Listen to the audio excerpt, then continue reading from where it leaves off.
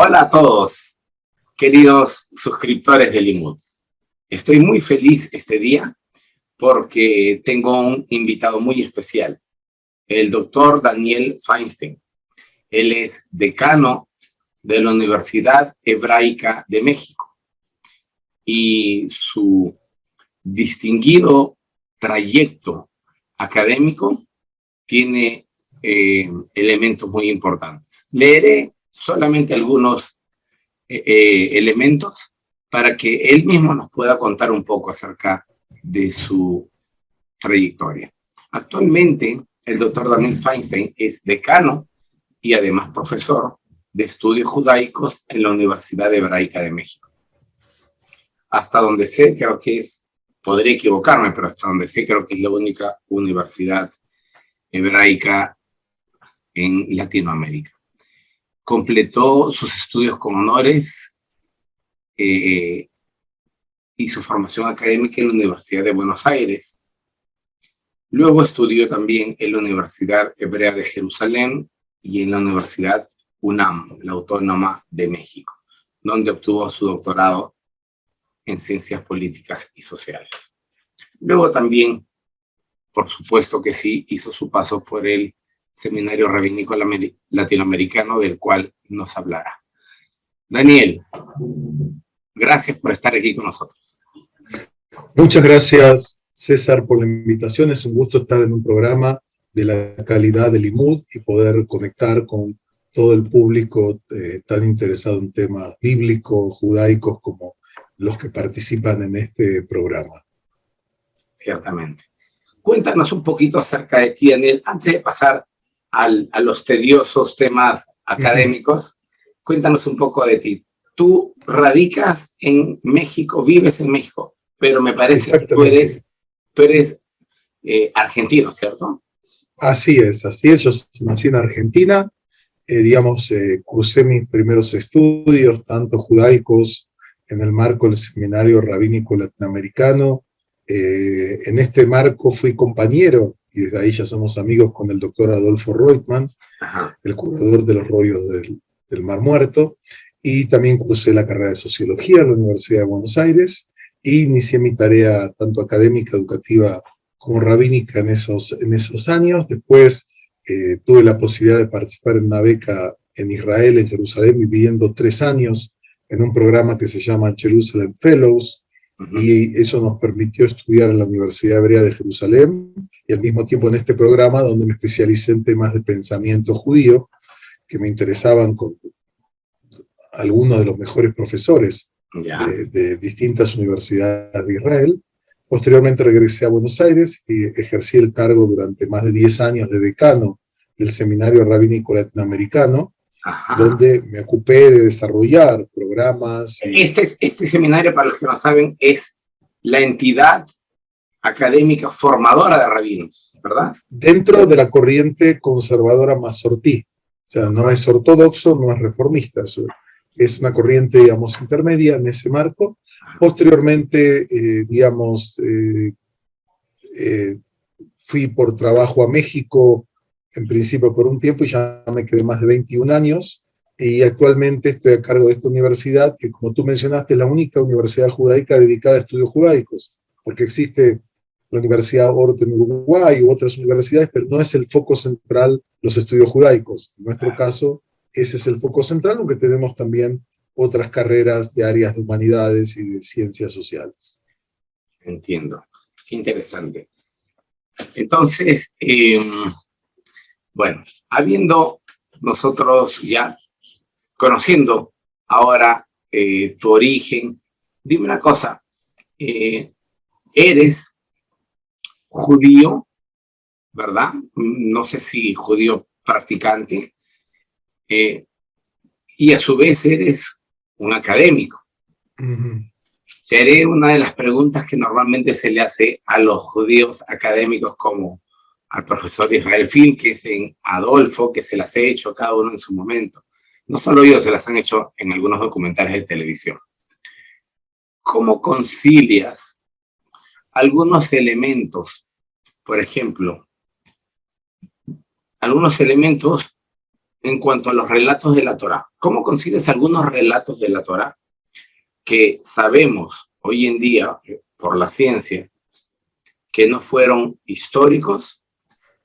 ¿Cómo lo concilias con el tema de la fe? ¿Estos acaso hacen que se enemisten? ¿La fe está enemistada de la ciencia? ¿Cómo es tu aproximación a esto, querido Daniel? Bueno, has tocado un tema muy importante que ya tiene por lo menos 250 años de que los judíos en el encuentro con la modernidad están intentando resolver, ¿no? Al respecto. Yo sí me considero un judío, soy un judío practicante, comprometido con la tradición del pueblo de Israel,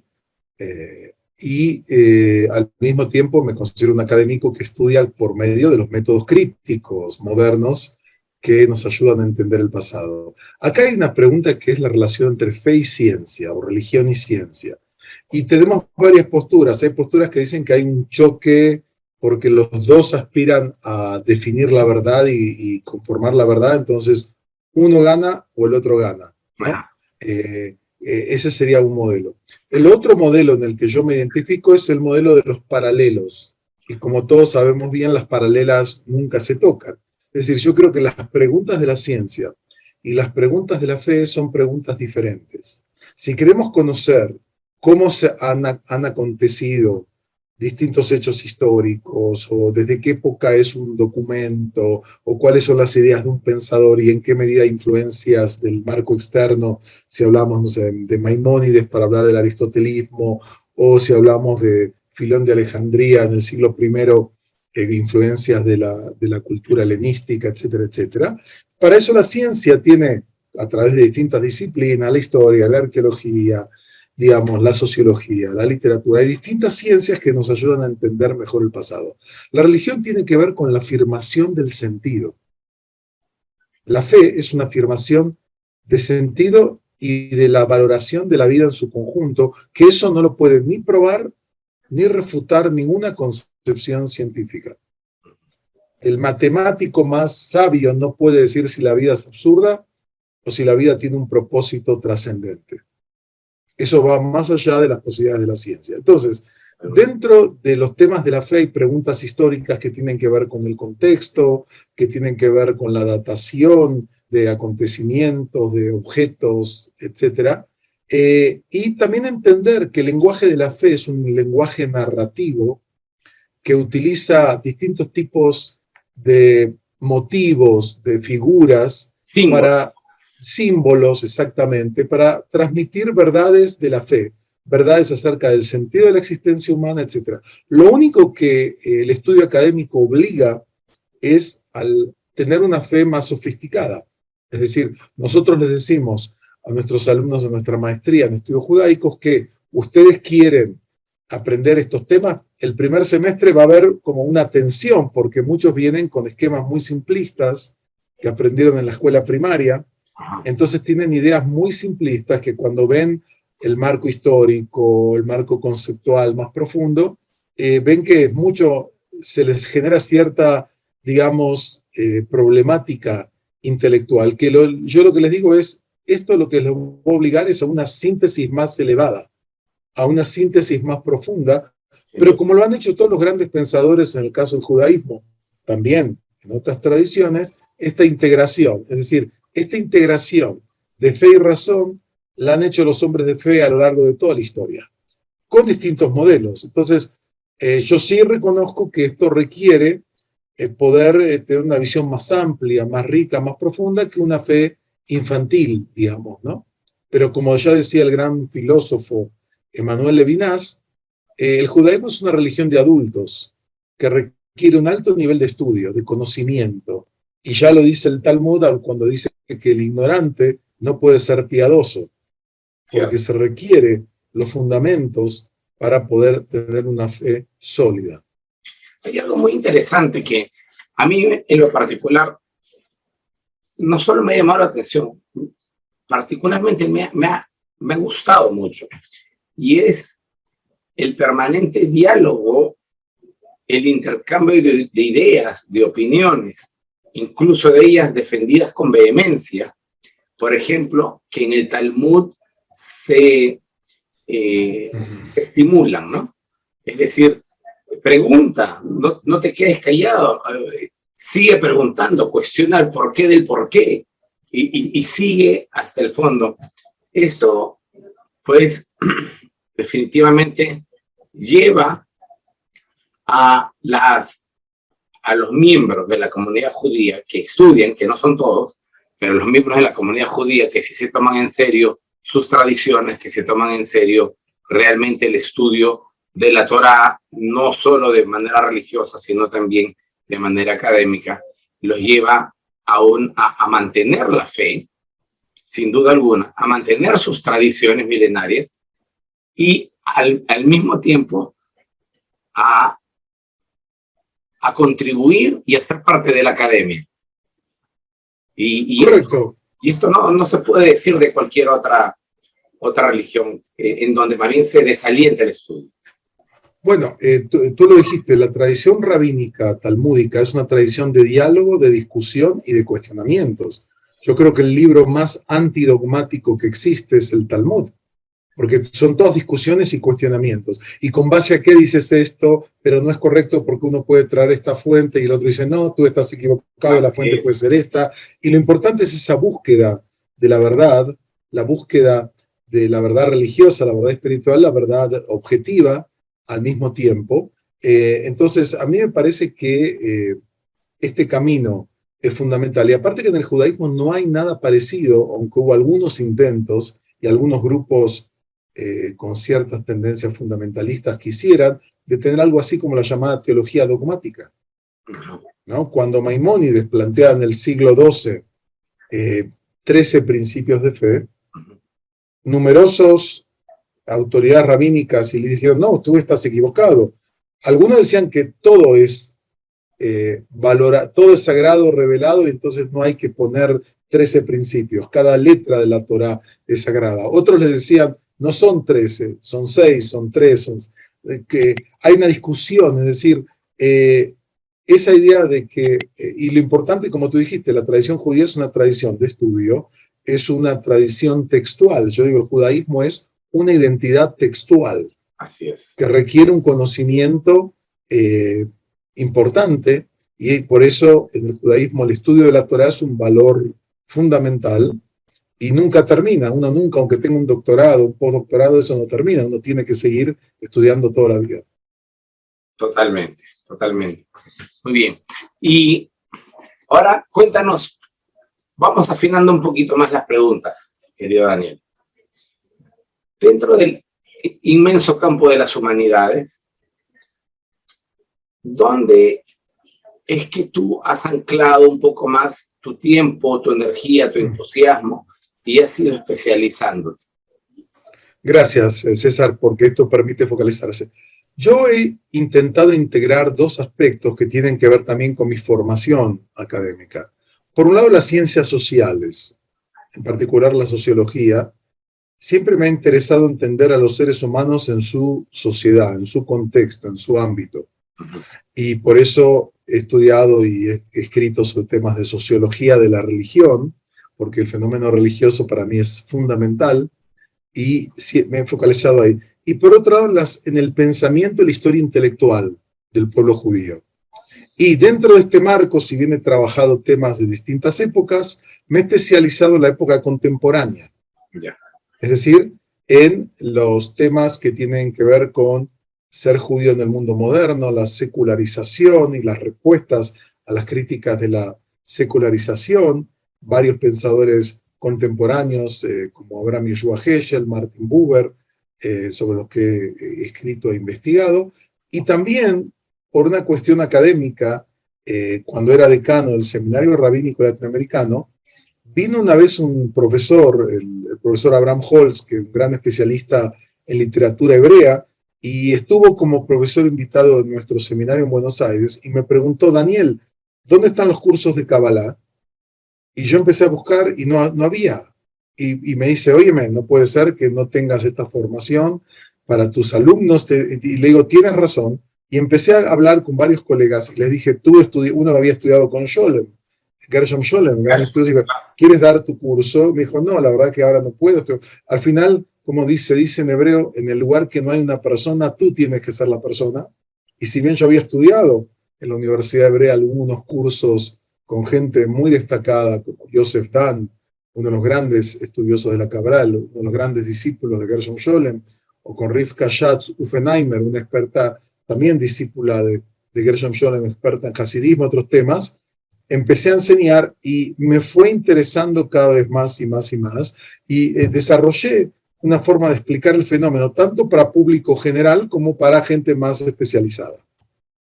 Entiendo, entiendo. Ahora, yo voy a ser absolutamente honesto. Yo sé que tú sabes esto, pero quizá algunos de nuestros 40,000 suscriptores en YouTube no lo sepan. Así es que yo tengo que decirlo claramente. El nombre Kabbalah, en primer lugar, ha sido mal utilizado generalmente. Entonces, a veces llega el año nuevo gregoriano y te dicen, ¿cuál es tu cábala para el año que viene? Y el otro le dice, bueno, es comer 12 uvas.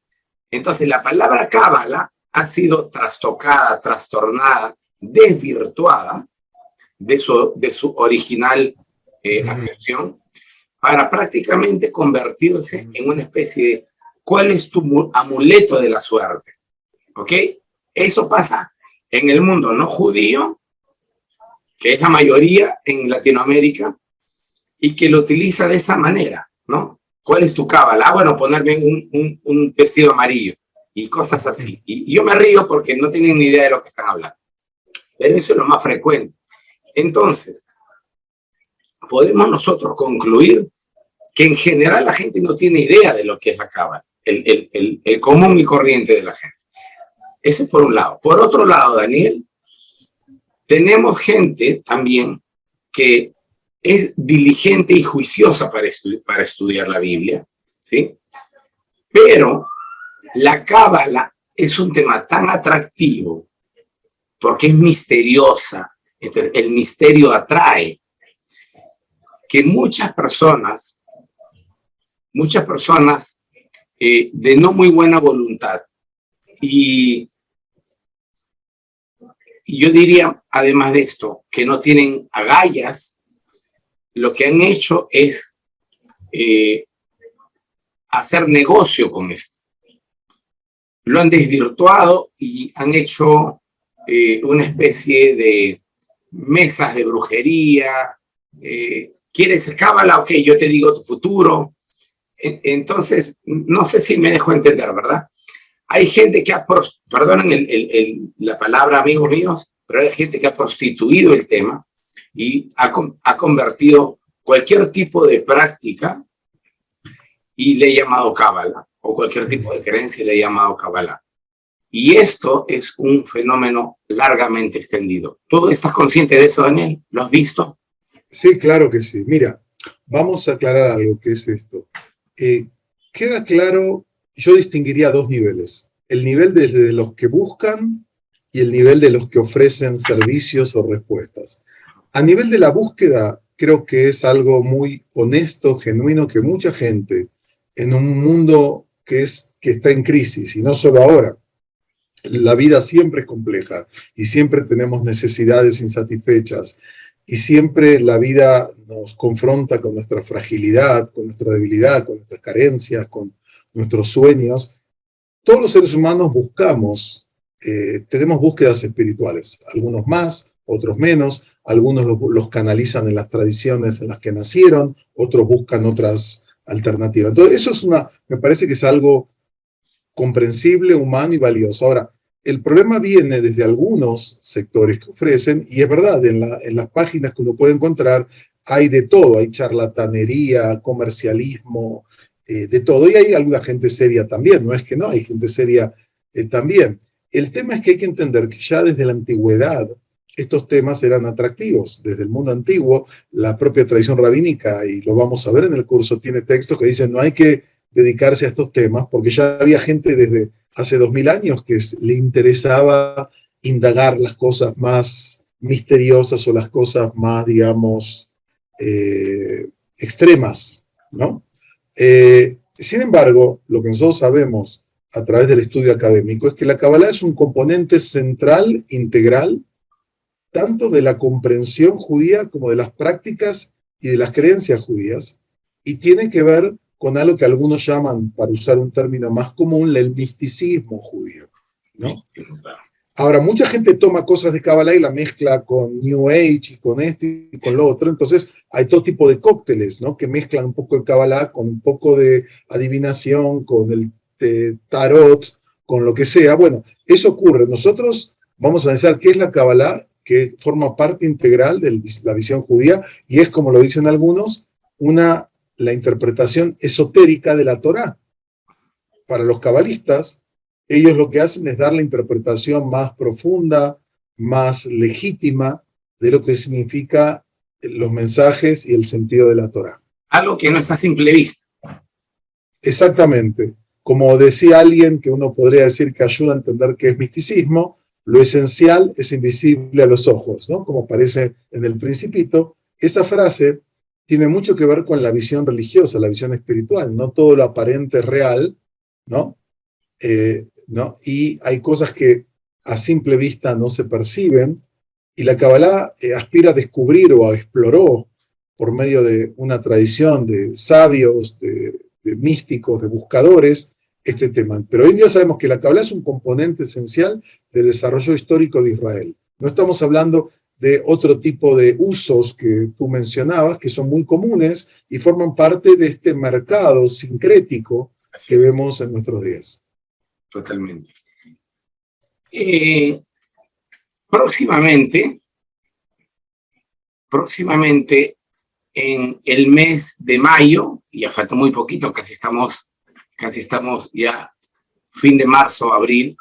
En el mes de mayo, Limud está organizando un curso cuyo título es La Cábala, aproximación histórica y científica al misticismo judío.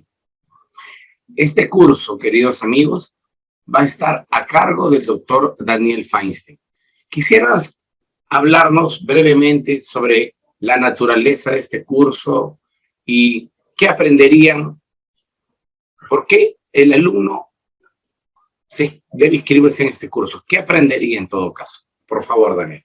Ok, bueno, para mucha gente sería una introducción a un campo de estudio fascinante donde hay, hace más de 100 años, una amplia investigación acumulada de estudiosos que han intentado interpretar este aspecto, este fenómeno espiritual, cultural, social, que ha tenido un enorme impacto en el mundo judío. Este curso es un curso breve donde vamos a iniciar definiendo de qué estamos hablando cuando hablamos de Kabbalah. El alumno aprenderá a conocer un poco la estructura histórica, el desarrollo histórico de la Kabbalah hasta nuestros días, aunque el foco de este curso va a ser la primera etapa, que se llama la mística hebrea temprana.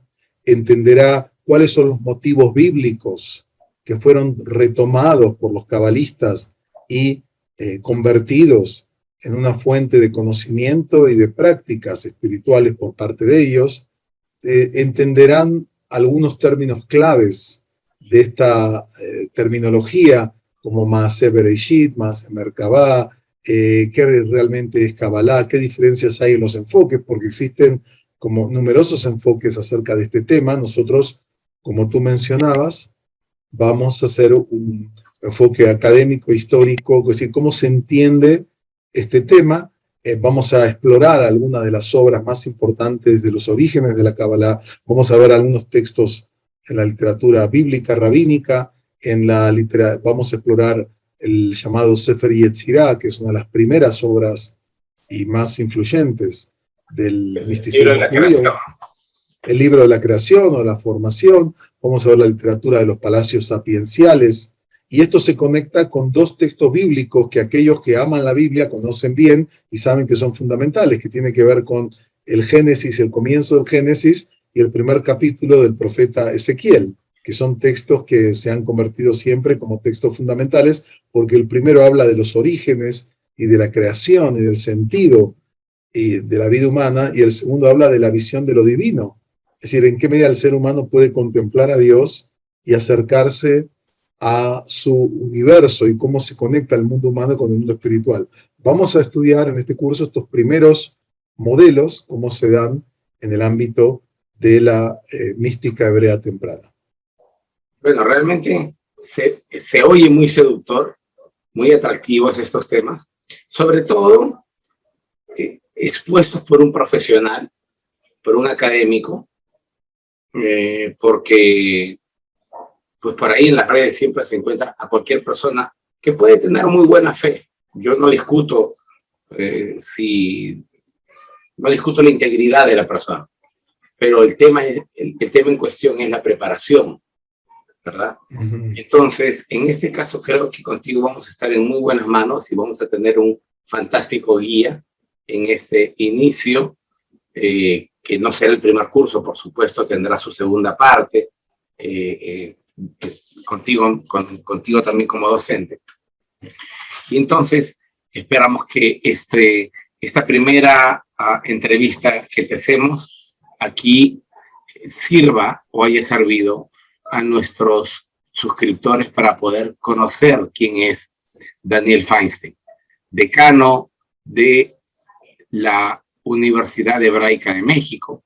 Cuéntanos algo de la Universidad Hebraica de México, querido Daniel. Es probable que muchos de nuestros suscriptores quieran estudiar ahí, porque en Limud no damos títulos. Limud es un centro de estudios que brinda cursos de especialización con docentes de altísima calidad, pero no otorgamos ningún título, no aspiramos a ser universidad ni nada por el estilo. Pero cuéntanos acerca de la Universidad Hebraica, por favor. Bueno, muchas gracias, César, por esta oportunidad. La Universidad Hebraica va a celebrar este año 30 años de creación. Es una universidad mexicana oficial, con títulos de validez oficial, con reconocimiento internacional, que tiene, diría, 3 áreas del saber. Los estudios judaicos, tenemos también departamento de hebreo, para aprender hebreo en línea de 0 a nivel avanzado. Tenemos programa de estudios judaicos, de educación judía, formamos maestros para estudios judaicos. Después tenemos un área que llamamos de educación. Tenemos algunas maestrías en educación para innovación y liderazgo de instituciones educativas y algunos otros programas. Y también tenemos un área que llamamos de bienestar, que incluye un programa de prevención y tratamiento de adicciones. Tenemos un programa de intervención frente a catástrofes humanitarias, único en su género, un programa para formar líderes que puedan actuar en condiciones ya sea de catástrofes o riesgos, ya sea por cuestiones de naturaleza o cuestiones sociales, históricas. Y tenemos aparte, en todos los programas académicos con títulos, como tú mencionabas, tenemos nuestro programa estrella en estudios judaicos, que le puede interesar a gente que ya estudia y ha conocido, ha probado la calidad de los cursos que da Limud. Tenemos la maestría en estudios judaicos, que es un programa oficial, que tenemos alumnos de 18 ciudades, desde España, Israel, Estados Unidos, hasta toda América Latina, y ese es un programa totalmente en línea que tenemos y que realmente cada vez crece más, porque no hay muchos programas de este tipo en su estructura, su amplitud y diría también su calidad. Sobre todo porque son en línea y no es necesario desplazarse hasta México, ¿no? Exactamente. Y lo creamos por el pedido de la gente. La gente decía, qué interesante, pero nosotros estoy viviendo en Guatemala o estoy viviendo en Brasil, y así fuimos desarrollándolo. Es un proceso complejo, académico, hasta que la Secretaría de Educación Pública de México otorga la autorización, etc. Pero lo hemos logrado y estamos muy felices de este programa, que pretende dar un marco sistemático global, donde después la gente puede profundizar lo que tú haces con profesores del más alto nivel internacional, aspectos que tienen que ver con la Biblia, con los rollos del Mar Muerto, con aspectos de la Biblia cristiana, o sea, de todos los aspectos. Nuestra universidad es una universidad abierta a todo público, no es una universidad judía para judíos, esto es muy importante decirlo. Hoy en día nuestros alumnos en estudios judaicos, diría que el 70% no son judíos, y tenemos de sacerdotes católicos, pastores evangélicos, rabinos ortodoxos, todo lo que tú quieras, y académicos, por supuesto, psicoanalistas, médicos, abogados, ingenieros, gente de todos los ámbitos del saber que quiere profundizar y conocer en la línea que tú manejas en Limud, que es un estudio académico serio para mostrar la riqueza del desarrollo de la civilización judía. Sin duda alguna, la fecunda historia del pueblo judío y milenaria nos ha entregado libros maravillosos para la posteridad, para la cultura universal. Uno de ellos es la Biblia, por supuesto, sin duda, pero hay otros más, ¿no? El Zohar, el Talmud, en fin, muchos otros más que podríamos nombrar. Y pues el judaísmo le ha brindado mucho a la educación mundial, mucho a la formación y a las ciencias.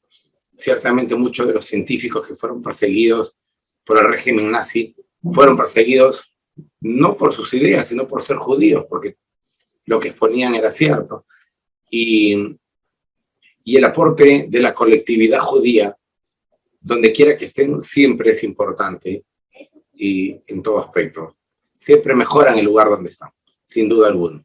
Y en este caso en particular, creo que la Universidad Hebraica de México, con esta apertura interdenominacional, interconfesional o aconfesional, abriendo las puertas de la universidad para todo tipo de personas sin discriminar religión o trasfondo étnico, me parece un aporte importantísimo que la Universidad Hebraica de México hace, y sobre todo online. La educación online llegó para quedarse, no se va a volver a ir. Así es que ahora hay que simplemente, los que no se han adecuado tienen que adecuarse un poquito más. Daniel, muchísimas gracias por estos minutos que nos has brindado, sé de tu apretada agenda. Lo sé. Muchísimas gracias, César. Me siento un gran privilegio de poder participar en este programa, por la calidad de los académicos, por la variedad de los temas. La verdad que es un gusto, así que esperemos que tengamos una muy buena experiencia en este ciclo acerca de la Kabbalah. Yo creo que sí va a ser, porque muchísimos estudiantes me habían preguntado ¿cuándo organizan un tema de Kabbalah? ¿Cuándo lo organizan? Pero yo, no se trata de organizar pues, simplemente por hacerlo. Se trata de encontrar al docente adecuado. Y yo no lo había encontrado todavía. Ahora que te encontré, no te suelto. Gracias. Y bueno, aparte, y sé que hay otros temas en los cuales también, aparte de Kabbalah, vas a poder contribuir en Limud si es que tu tiempo y tu agenda te lo permiten. Muchas gracias. Nuevamente, muchas gracias. Ha sido con nosotros Daniel Feinstein. Muchísimas gracias, querido Daniel. Nos estamos viendo entonces en un plazo muy breve. Adiós. Gracias.